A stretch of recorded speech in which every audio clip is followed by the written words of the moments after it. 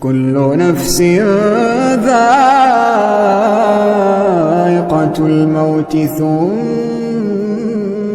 إلينا ترجعون والذين آمنوا وعملوا الصالحات لنبوئنهم من الجنة غرفا تجري من تحتها الأنهار خالدين فيها نعم أجر العاملين الذين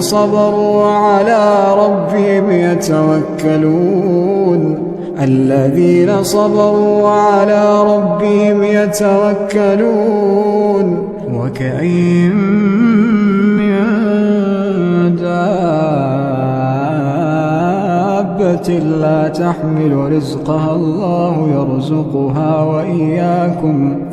وهو السميع العليم